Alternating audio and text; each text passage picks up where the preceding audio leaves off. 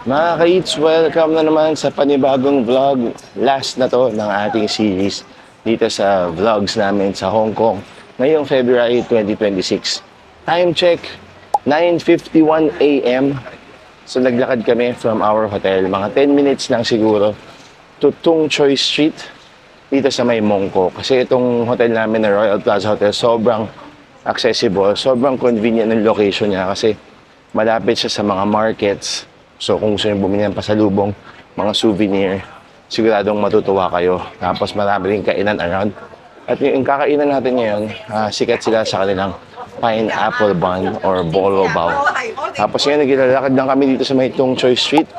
Tingin-tingin. Tapos after namin kumain, mag-ikot-ikot tayo sa mga markets dito. At syempre, kung meron mga street food na pwedeng tikman, ay titikman natin mga ka-eats. So kung di pa kayo subscribe sa aming channel. Don't forget to like, comment, and subscribe. At ako nga pala si Mark ng Eatsplorations. Dahil mahilig akong kumain at gumala, isasama namin kayo ng aming pamilya. Sama ko si Bianca, Sabihin, Sadie at Sage.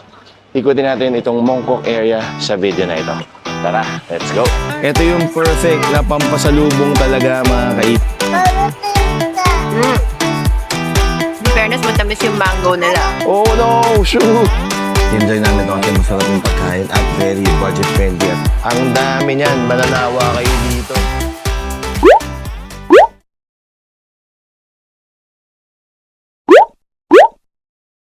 Unang stop natin, nandito tayo sa Kamwa Bakery or Kamwa Cafe since 1973.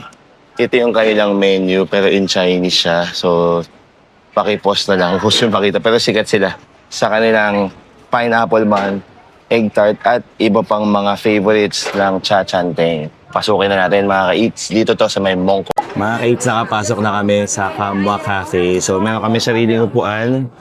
Pinark muna yung aming stroller sa labas. Nakakadena siya. Kasi hindi ka ito sa loob. Medyo masikip. Sobrang sikat at talagang parang ang daming locals and tourists na nandito. So titingnan muna natin yung menu. Hanapin natin yung kanilang English menu at titingnan natin kung ano masarap kainin dito. Ito yung kanilang menu mga ka-eats. So may mga set meals sila pero yung A, B, C, D lang ang available for breakfast. So yung A is the classic pineapple bun. Ito yung pineapple bun with pork chop.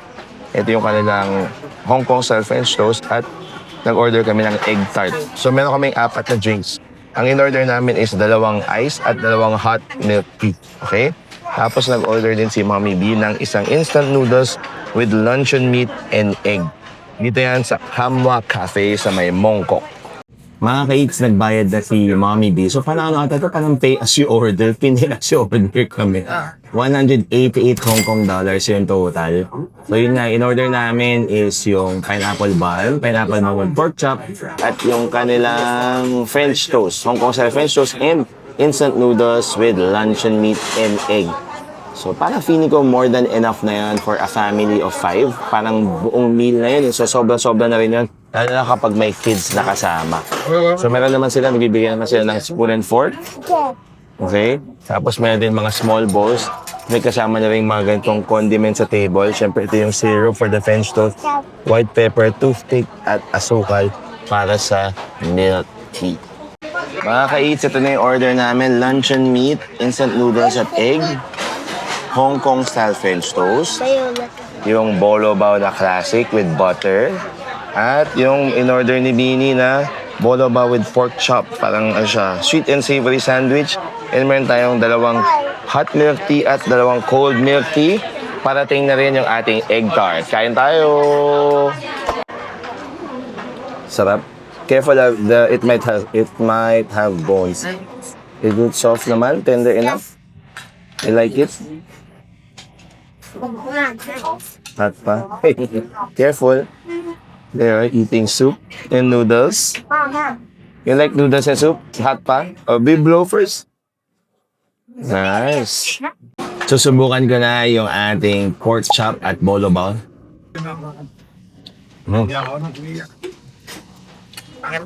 Sweet and savory up. Tapos malambot yung pork chop. Masarap yung mga guys. Nakakabusog ka. Siyempre, Hong Kong style milk tea. The best. Iba talaga. Parang medyo may difference yung Hong Kong sa Singapore milk tea. No, parang sa Hong Kong ata parang feeling ko mas matapang yung tsaa. Saka mas balanse yung tamis.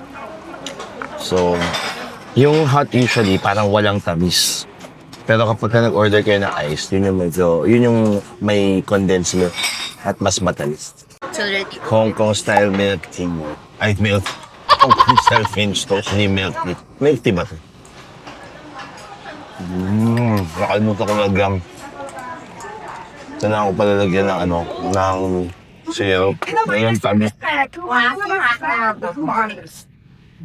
Grabe, may pag-ibig na pang sarbaw ka pa. Wow! Sarap. Ayun, nalagyan ko na. Magiging matamis na to. So kapag yung Hong Kong style French toast sila, usually meron yung kasamang peanut butter. Okay? At pinito to deep fried. Kasi ngayon meron na syrup. Yan. Masarap na. Kasi kapag nilagyan ng syrup, wala talaga siyang katamis-tamis. So yung syrup yung magbibigay ng lasa. Yun sa inyong Hong Kong style French. Kakain muna kami mga kaits. Enjoy namin itong breakfast namin na parang paspasan dahil sa mga nagbabantay dito. Pero enjoy namin ito kasi masarap yung pagkain at very budget friendly at 188 Hong Kong dollars only. Enjoy mga babies!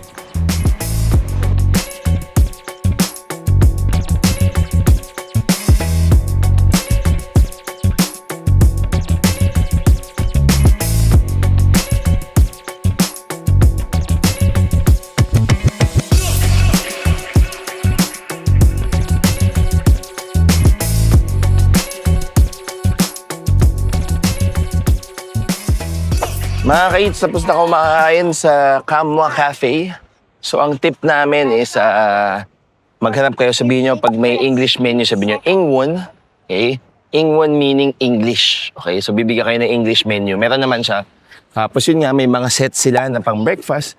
Meron silang mga sets sa pang lunch. Tapos, ang magandang tip sabi ni Bianca, kapag nagtaas sila ng boses, sabi niya, medyo mas lakasan nyo na ng boses din yung konti. Tapos, naman kaya group kayo, big group. Pipilitin nilang magsama-sama kayo sa isang table. So, hindi nila kayo isisiksik sa iba. Ano pa ba? Siyempre, kukunin ninyo doon yung kanilang bolo bao, yung kanilang pineapple bun, yung kanilang French toast, panalo yung French toast, yung kanilang instant noodles din. At yung siyempre, for me, mas okay yung iced milk tea kasi timplado na siya ng tamis. Yes, Sabine, what do you like to say? And for your information, you should always pack water. Yes, Because very they good. don't really like sell water. Aha. It's like only a few restaurants sell bottled water. Aha, yes, very good. Buti na lang may dala si Mommy B na tubig. So, baunin niyo yung mga aqua flask, yung mga kung ano-anong flask na meron kayo, Sunnies, at lagyan niyo ng tubig kapag meron naman patubigan sa inyong hotel. So ngayon, maglalakad na kami dito around Mongkok at mag-explore tayo sa kanilang mga market. Titingin-tingin tayo ng mga pwedeng pasalubong na baka pwede nyo rin maging guide kapag nagpunta kayo dito sa Hong Kong.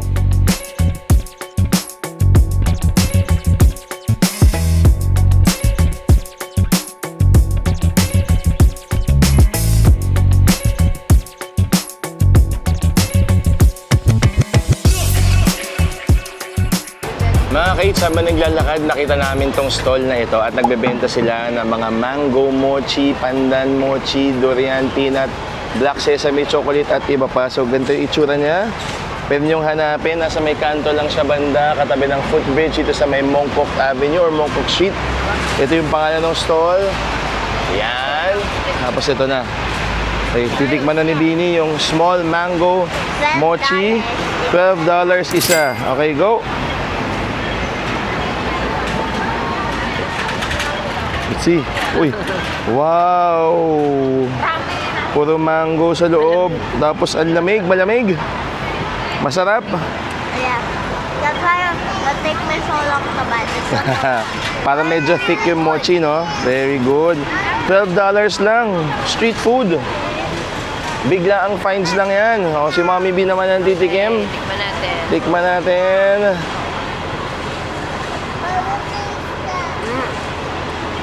In fairness, matamis yung mango nila. Matamis yung mango. Mango natin. How's the mochi? Mochi very cute. Very cute, chewy mochi. Ang galing kasi yung nagpapatamis lang yung mangoes. Yun. Sweet. Natural sweetener. Very good. Enjoy! Nakakatuwa dito sa Mongkok, mga kaits. Buhay na buhay. So, para itong street na to, ang dami na agad pwedeng kainan. Mongkok Road. Daming pwedeng kainan, madaming pwedeng bilhin. Tapos, I think, dito kayo makakahanap ng mga pampasalubong. Pupunta tayo dito sa Fayuen Street Market. So, itong Fayuen Street Market, kapag nandito kayong side, ito na yung street market, okay? Pero kapag kanilakad yung opposite end, yung Fayuen Street, nagiging sneaker street siya kasi nandun lahat ng mga sneaker finds dito sa Hong Kong.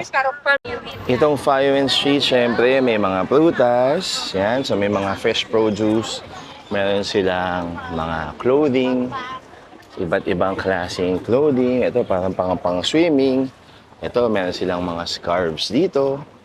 Ito, for your beds. Meron parang mga comforter. Meron mga unan. Yung ibang stores hindi pa bukas. Kasi parang mas sikat ata to kapag mas marami na kapag later in the day. Kasi sabi 12 noon pa naman siya officially open. Tapos ito, mga squishy. Ayan ito. Hand towel. Loko. Nice. How much this one? Oh. Ito. Meron silang sofa cover pa. Oh, ang galing, oh, ang cute. Ito yung isda 50 isa. Okay. For 4 pieces. Okay. 50 apat. Oh, pwede na. Nice. Thank you. Bukod sa mga street stores, meron din syempre mga retail stores sa mga ilalim ng mga building. So meron din mga shoes, mga shirts, mga iba't ibang klaseng damit. Syempre, ang pangapili ko kahit mga local na punta talaga dito kasi pwede kayong mag-shopping ng mga pagkain at mga gamit sa bahay. Ito gamit sa bahay yan. Tapos ito mga pang-phone, yan, mga lanyard, mga cases, mga USB-C. Tapos mga towels dito. Ito, mas marami pang towels. Itong hand towel, tatlo naman. Tatlo 35. Oh. Tapos may iba't ibang klaseng itsura siya. Dito, more fruits. Grabe to. Medyo mahaba-haba tong stretch na to, mga ka-eats. May mga undergarments. No? At ito, ang dami. Parang gaganda ng fruits. Ang bango. Tandaan ko tuloy nung nag-night bus tour ako. Yung bino ko sa Agoda, ako panalo yun kasi dinaan kami sa Jordan, bagsakan ng fruits, ang dami. Ito nga palang Fayuen Street na to, malapit lang sa aming hotel na Royal Plaza Mongkok na pwede nyong mabook via Klook or via Agoda. Kami sa Agoda kami nagbook. Tapos pwede nyong gamitin yung aming code na Eats Agoda. Pwede nyong ipasok yun sa deals under the coupons, tapos i-enter nyo Eats Agoda. Pag naubos nyo, gamitin nyo yung Datans ni Mommy Bianca. At pwede kayong makapagpa-discount sa mga Agoda bookings niyo sa Royal Plaza Hotel or sa iba nyo pang hotels at iba pang destinations na pupuntahan nyo this year and the next year. Ito mga chongsa mo, mga pambata. Diba? Pang costume. Ito, ang dami. Iba-ibang klaseng quality. May panlalaki, may pambabae. Tapos ito ang cute to be. Ito, mas maraming design si Uncle. 50. 50 apat. Ito, may lion, merong pampaswerte, merong I Love HK, may Nissin Ramen. Ang cute. Nice. Ang ganda ng mga designs. Pwede to, pwede. Galing. Dito lang siya located sa Fayuen Street. Kanto ng merong hot star sa kanto. Iba't ibang design ang dami. Pwede to pampasalubong. Sobrang afford to, mga kids. Pwede. Bumili kami ng 12 pieces dito kay Uncle at Auntie. So di na kami nakipagtawaran. 50 apat. Bumili kami ng 12, so 150 yung total. Nagbebenta rin sila dito ng chongsam for kids, for boys and for girls. Tapos ito yung mga design nila. Sobrang ganda. Labubu, merong may melody, may cinnamon roll, merong keropi, merong itong lucky pusa, merong pampaswerte dito, meron ito pa, I Love HK, meron silang Nissin Ramen, at marami pang iba. Panalong panalo. Ang cute, no? Yay! Thank you, Sheshe! Woohoo! May na tayong pampasalubong. Hanap pa tayo kung ano pa yung makikita natin dito sa Fire Street. Pagtawid lang, meron pang parang Hong Kong mga icons talaga. Merong Bolo Bao, merong yung paborito ni JM, itong iced tea na to. Merong double deck bus, yung mga city buses, fire truck, the Hong Kong taxis. Merong Star Ferry. Merong tram, merong croissant, merong strawberry. Saan yung egg waffle? Merong egg waffle. Ang dami. Sobrang cute. Sabi, ang galing. Ito yung perfect na pampasalubong talaga, mga kait. So, bibili pa kami. Siguro kuha pa tayo ng 8 ulit. Kung makita kang 8. Yan, oh. Sobrang ultimate budol to, mga kait. Ang galing. Sobrang saya. Mga kait, grabe. Naka 250 Hong Kong dollars kami. Good for 20 na hand towels. Nako kayo mga kids, pag di pa kayo naghugas ng kamay. Sobrang cute. Grabe, kahit insoles meron dito. Kahit, dami prutas, medyas, laruan, lahat nandito. First time namin pumunta dito sa Fayuan Street at nakakatuwa kasi bukod sa syempre may mga turistang konti, ang daming locals na namimili dito. Iba't ibang klaseng rin, pang Chinese New Year kasi date check, February 15 nung nagpunta kami. At 2 araw na lang, Chinese New Year na. So, talagang madami kayong makikitang pang mga Chinese New Year dito. At napakamakulay. At yung mga tao nga, para naghahanda talaga sila na sa upcoming mga occasions or sa mga celebrations na gagawin nila. So, ito talagang all the way. Simula bungad hanggang dulo, may mga tindahan. Ngayon, para nakita namin mga ornaments na, mga pula-pula. Tapos yung mga cute na mga hand towels, nandun lang sa may kantong yon. Pero pampaswerte, oh. Gusto nyo ba yan? Pang New Year talaga. Pang baby boy yan. Joke lang. Tapos ito, mga pambahay pa. Diba? Ang dami, nakakatuwa.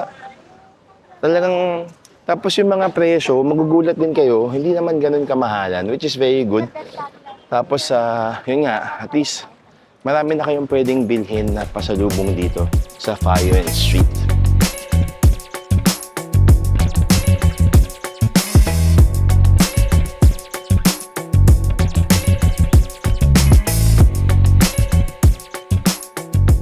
Narating na namin yung dulo ng Fayuan Street. So, it's safe to say na marami kayong mabibili dito.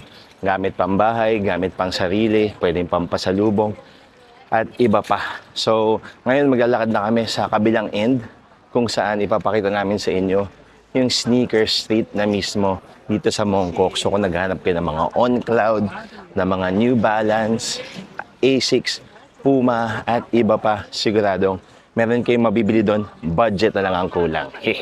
Mga ka-eats, narating na namin yung Sneaker Street side ng Fayuan Street. So, nandito, pagtapak nyo agad, meron ng Asics. Tapos, yung sikat na pinipilahan na street food stall. Masarap yung kanilang egg waffle dyan at yung mga fishball, pati mga siomai. Tapos, meron din pala dito, may mga nakikita ko ito, photo supplies. Siyempre, may mga restaurants din dito at iba pang mabibili. Pero karamihan dito talaga, street food. Sneakers, street food eh. Sneakers, yan no. Kasi sneaker street siya. So, make sure lang no, na ready kayo talagang mag-canvas din muna. Kasi parang minsan may mga stores na mas mura sa iba. Okay? Tapos sikat din tong He, She, Eat. Sa kanilang ice cream na may croissant. Ito, sobrang laking Adidas. Meron kayang CNY jacket dyan. Meron sila CNY jacket pero ibang style na eh. Cute yun eh, yung parang may skirt. Yan. So, parang tingnan ni Bianca kahapon, mga 1.4 something Hong Kong dollars siya. So, papakita ko na sa inyo, iikot ko na yung camera para makita ninyo yung sneaker sheet mismo. Dito, mga ka-Itso, so iba-ibang brands. Ito, Nike. Tapos, meron silang mga Converse dito. Ito, katulad nito, 40% off agad. Vomero. Kakaiba po yung kulay. 20% off. 40 off. 10%, extra 20%. Ang dami niyan. Mananawa kayo dito. Siyempre, nabudol ako agad. 720 Hong Kong dollars na lang. Medyo kakaiba kasi yung design ng kanyang Vomero. Tapos kahit yung swoosh niya, parang tinahilang. Tapos yung kanyang midsole, parang medyo may dirty look. So nandito siya located sa may ilalim lang or sa ground floor lang ng The Forest Mall. Kung saan kami kumain ng Old Fong Dim Sum. Sobrang discounted ngayon. Feb 15. Baka siguro pag nagpunta kayo dito, sana discounted pa rin siya. Pero karamihan naman ng sapatos dito sa sneaker sheet, mga ka-eats. Sobrang affordable. At usually mga 700 something Hong Kong dollars, meron na kayong magandang sapatos. Kapag kayo medyo mas bagong design, mas mahal, mga 1,000 plus Hong Kong dollars siya. More or less, mag-range siguro yung mga sapatos dito around 4,000 plus pesos to around 10,000 plus pesos. Dito sa kanto na to, mga ka-eats, New Balance. Tapos kapag tawid nyo naman sa kabila, Converse. Ito yung malaking Nike dito na parang may 3 floors. Yan, sa kantong yan. Ito ulit yung The Forest. Makita-kita nyo yung building na yan. Yan, meron din mga maraming shoe stores at yung restaurant na kinainan namin. Lahat to, walking distance lang mula sa Royal Plaza Hotel, kung saan kami nagstay, mga ka-eats, na pwedeng paggamitan ng Eats Agoda at Datans. Basta i-enter nyo lang sa coupons, under deals, tap nyo yung deals, lagay nyo sa coupons, Eats Agoda para maka-discount kayo ng up to 10% off sa Agoda bookings ninyo sa hotels. After Converse, merong agad New Balance, Nike at Adidas. Grabe, parang sobrang ngayon, Chinese New Year sale. So kung napanood nyo to, next year planuhin ninyo magpunta ng mga before Chinese New Year.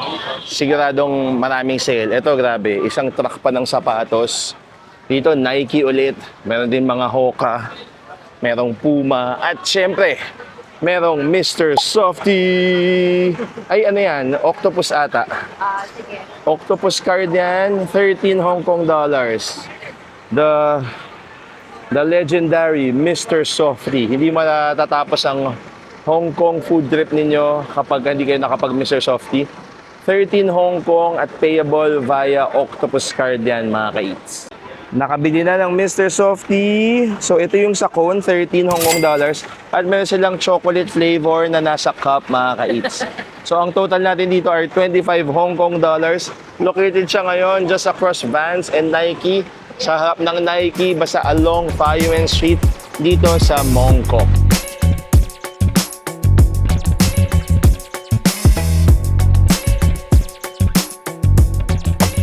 Mga ka-eats, grabe, sobrang daming tao ngayon considering na Sunday siya. Talagang, and weekend before Chinese New Year. So, ang daming nagsha-shopping.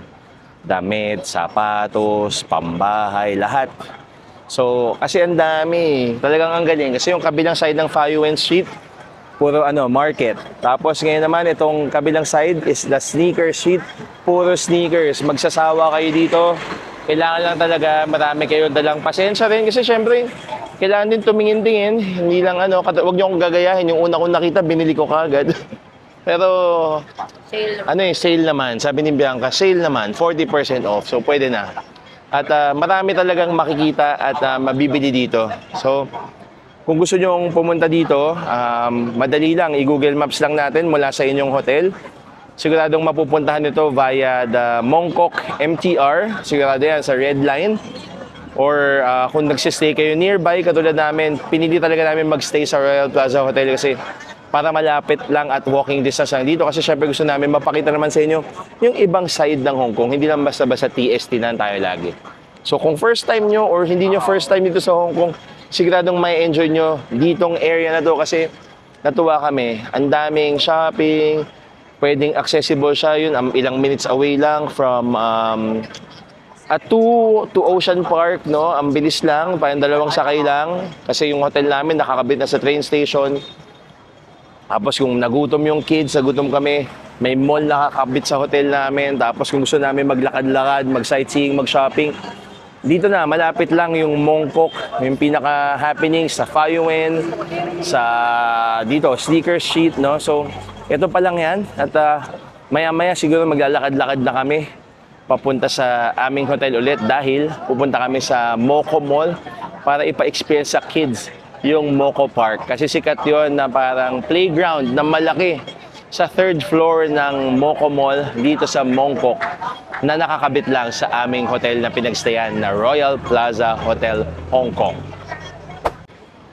Mga ka-eats, lakad tayo ulit dito sa side ng Converse. Na kabilang side, merong Nike Kicks Lounge, merong New Balance, Adidas, at meron ding mall dito. Okay, for electronics. Meron din Asics, Puma at New Balance. Grabe, may hilo kayo dito sa sapatos. Kung medyo shoe collector kayo. Or ano ba ito? Sneakerhead. Meron kayong mabibili dito. So ito, grabe, meron pa dito yung sikat na bilihan ng pasalubong. Longfeng Mall. Hindi ko mako-compare niya siya sa parang ano nila, parang Don Quixote. Kasi mga skincare, mga gamot, mga pabango, pampasalubong. Ito, ang dami, grabe. Gamit pambahay. Pasensya na kasi na yung aking camera, nag-flicker. So kung kayo ay mag-last minute shopping, pwede dito or sadyain nyo talaga para lang ma-experience to. At mura daw talaga dito mga rates at bilihan talaga ng set. Malapit lang sa Longfeng Mall at sa Sneaker Street. Ito naman yung Ladies Street Market. Ganun din yung atake dito. So parang tiyanggian din siya. At syempre, maraming bilihan ng pasalubong. Kabilaan din siya. Mga accessories, mga souvenir. Parang dito ata medyo mas pang turista. Kasi dun sa Fire Street kanina parang wala akong masyadong nakitang souvenir. So mga tulad dito, mga magnet, mga t-shirt, mga keychain. Yan, iba't ibang klase. Meron dito. Bungad pa lang to. Tapos syempre, yung mga stuffed toy. Tapos mga charms. Meron din syempre mga maleta. Tapos yung mga chongsam. All the way ata nandun. Makikita ninyo dyan. So yung mga t-shirt nakalagay dito. Wow! 9 for 100. Ay, totoo ba yan? 9 for 100. O, grabe ang mura. Tapos $20 isa. Oh, that's nice. 9 pieces yan, 100 na. Tapos, meron pa dito, syempre, mga bags. Nakikita ko ito sa TikTok shop. Tapos ito, mga knock-off na bags. Tapos ito, yung mga fast food. Dami. Ito, may mga cellphone bag charms. Mga pang-school na bags, pang-kids. Boys and girls yan. Tapos ito, meron pa dito mga magnets. Makikita nyo dyan. Ang dami. Pero halos pare-pareho lang naman siya. At maganda dito, afford naman siya.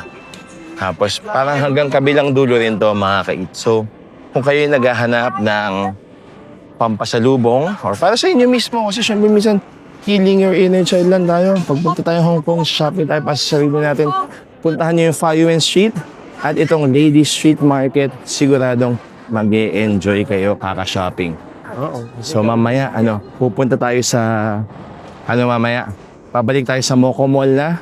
Dahil mukhang mabubudol tayo dito lalo kapag nag-stay pa tayo dito sa area na ito. Mga ka-eats, nandito na kami sa third floor ng Moco Mall. Grabe, ang ganda. Ito yung sikat na Moco Park. Ang laki. Halos parang buong open area. Talagang may slide, may wall climbing. Oh no, shoe! Natanggal pa yung shoe. Oh, where are your shoes? Where are your shoes? One at a time. Tapos meron malaking playground. It's very colorful. Nakalagay pa nga dito. Time spent not playing is time wasted. Parang ganun. So, diba? So dito to sa Moco na nakakonect sa Royal Plaza Hotel. Dito sa Hong Kong, sa Mongkok area. Kung saan kami nagsistay. Kung gusto nyo ma-experience ng kids nyo, maganda, accessible to na magstay kayo doon sa hotel na yon. Papakita ko sa inyo yung ibang parts ng playground at syempre, laro-laro yung mga kids dito, mga kids.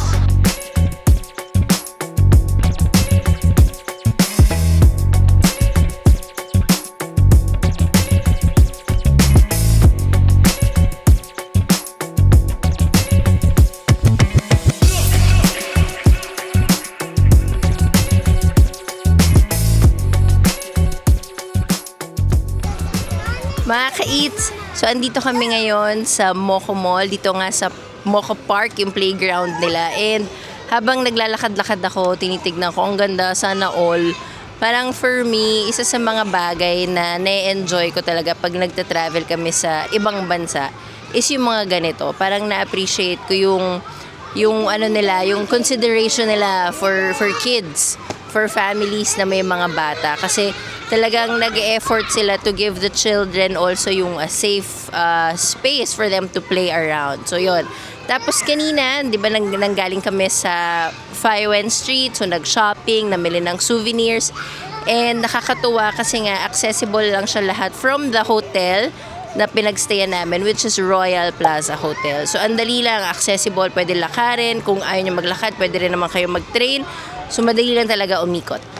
Mga ka-eats, sobrang nakakatuwa dito sa Mocha Park at nag-enjoy talaga yung twins at si Sabine kasi merong everything, merong something for everyone.